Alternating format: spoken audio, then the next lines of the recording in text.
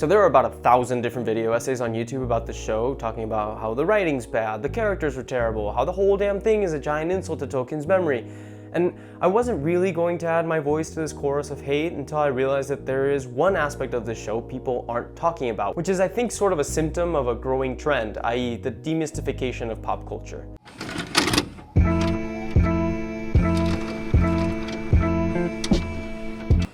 So, the Rings of Power really fucked up with elves. And I don't care about the whole diversity thing, like, it's not that big of a deal to me. I don't care about the Galadriel stuff, even though it's pretty fucking funny. I mean something totally different. Let's take a look at a scene from the Peter Jackson trilogy, when the elves arrive at Helm's Deep. For anybody that doesn't know, this is actually a pretty controversial moment. See, in the books, the elves don't actually show up to help because Lothlorien and Mirkwood are being attacked by Sauron, so they have a whole lot of other shit they have to deal with. I'm gonna try to keep things as simple as possible, but basically the books do this in order to show the scope of Sauron's power. He's attacking multiple areas of Middle-earth at once. The movies, on the other hand, just don't have the time to show this stuff, so they wisely keep things a little more local. And Peter Jackson opts to bring the elves as reinforcements in order to show all the races of Middle-earth as a united front fighting against the forces of evil. The reason I chose this scene to highlight my point is exactly because it was so controversial. Again, this shit did not happen in the books. Tolkien did not write it this way, and yet it doesn't feel alien to the world it inhabits, and the reason why is because of the way the elves are treated. Let's watch it again.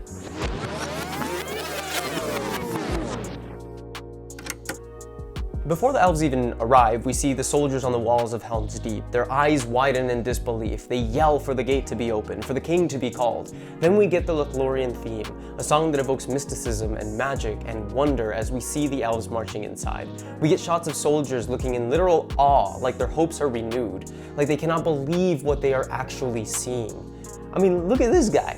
And the elves move in a way that's like very, I don't know, like elite. You get the sense that these are the ultimate soldiers, that just one of these dudes is like the equivalent of having 50 men. In the Fellowship, there's a moment right after Bree when Aragorn is leading the hobbits to Rivendell. It's just before the whole second breakfast thing. It's this bit right here. Where is he leading us? Rivendell, Master Gamgee. Just look at the hobbits' reactions. They literally stop in their tracks, that they cannot believe where they're going. It's this sort of shit that happens all over these movies and all over the books that give us this incredible sense of wonder when it comes to elves. Like we're talking divine immortal creatures with more wisdom than we could ever imagine. The Tolkien equivalent of like fucking angels walking amongst us. We should be completely awestruck every single time we see them. And now check out what happens the first time we're introduced to Arondir, or however the hell you pronounce his name in the Rings of Power. We see that most of the patrons in the bar kind of dislike the guy. We see that some might even be a little bit scared, but that's about it. There's no mysticism surrounding him, nothing to indicate that he's anything more than just really good with a bow and arrow. Like, even the barkeep calls him a soldier, like he's just any other guy. We're given a moment that demonstrates that he's not when Arondir stops the sucker punch, but that's it.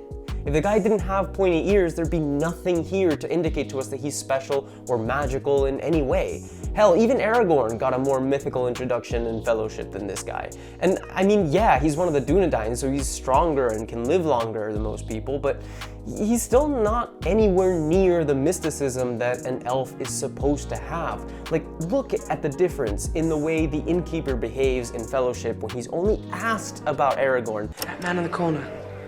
Who is he? He's one of them rangers. Dangerous folk they are wandering in the wilds.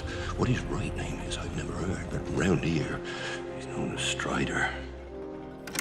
And compared to Rings of Power, where these two are having an entire conversation, there's no respect here, no awe, nothing. This isn't an elf who's just a skilled fellow who happens to have pointy ears. Like, that's it.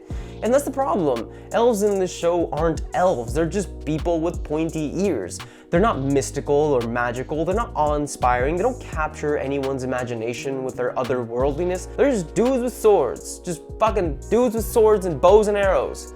And I don't know if anyone else feels this way, but this is the reason why their crazy stunts feel so forced and out of place whenever, like, I see them. Like, if all Galadriel does is act like a human person, and a giant gaping asshole at that, then how the fuck is she doing this?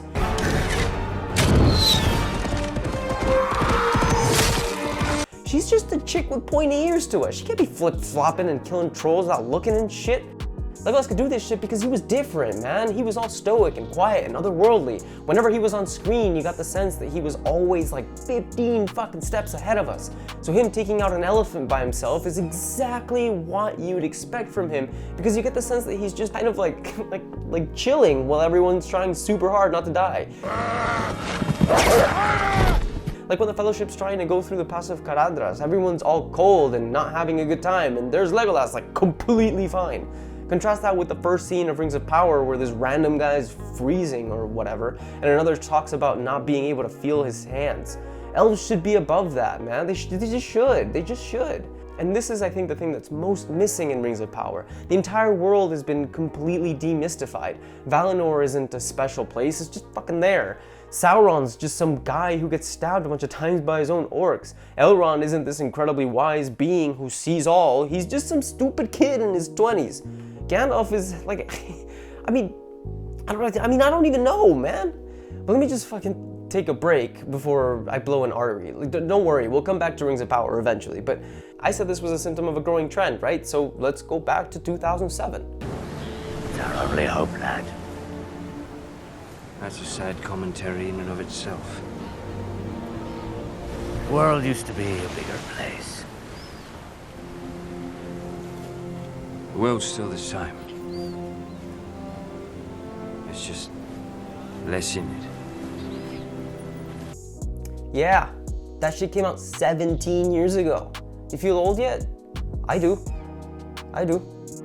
So the first time I saw this, I just thought they were talking about regular old extinction, like yeah, shit dies, pirates die. It's not that deep. Turns out it was deeper than I thought.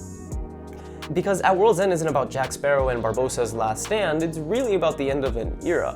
There's a point in the movie where Cutler Beckett talks about the world shrinking and says that the blank edges of the map are being filled in. And I don't think it's a coincidence that this exact same thing is repeated when Jack and Barbossa are staring at the corpse of the freaking Kraken.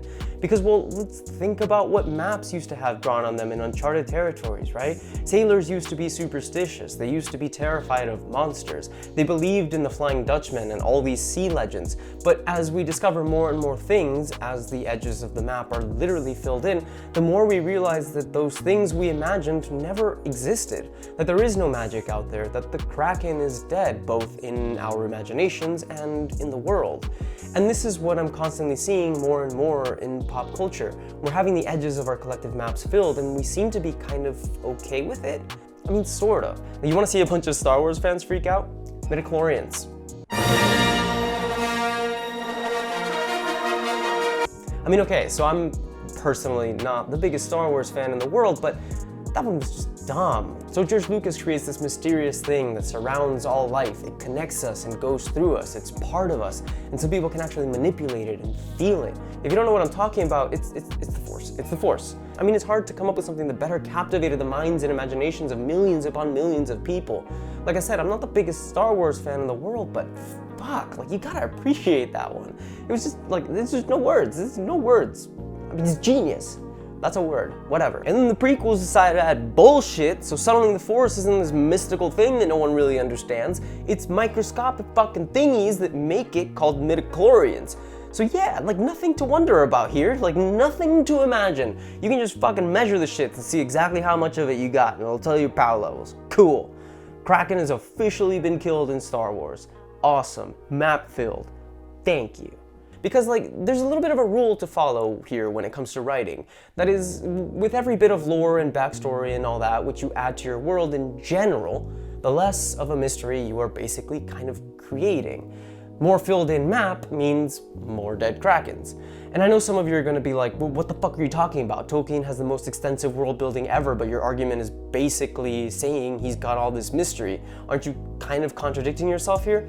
And what I'll say to that is, well, no, because that argument hinges on the fundamental misunderstanding that more equates to bigger. Because yes, Tolkien's world is the most extensive and far-reaching world in literature, at least, but it also leaves tons of blank space in its map. One of the most important parts about his world is that the more you learn about it, the more you really start to believe that there are thousands of things out there that are still left to be discovered. And I think this is all kind of brought on by Hollywood's continued insistence on making prequels. I mean, obviously obviously it's a smart thing to do financially, but the problem is that the way prequels are written and presented today, they're more about answering questions that don't need answers than they are about posing new ones and expanding universes.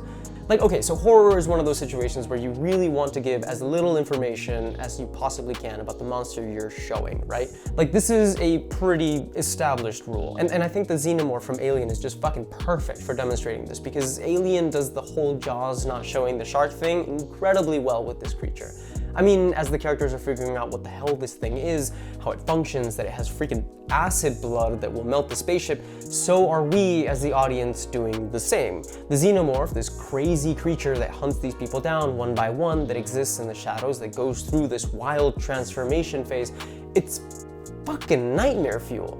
Like, this thing has quite literally captured the imaginations of millions of people, kind of like the way the Force did. But also not at all. And then you have the movie Prometheus, which like everyone hated.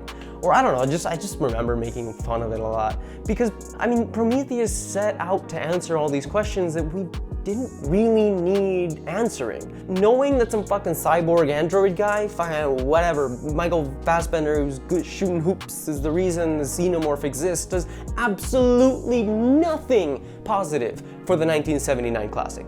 It just, well, like, I don't know, now I know where this thing is from. Cool. Guess I'm done imagining some crazy fuck planet where these aliens are the apex predators or something. Nope. It was all this fucking guy. Just kill my krakens. I don't know, maybe I'm just getting old and I'm pining for that childlike wonder that I feel a lot of stuff is lost. Like, it's kind of hard to tell if I've just lost the ability to have my imagination captured in the same manner, or if media and pop culture really are just too busy trying to explain everything away.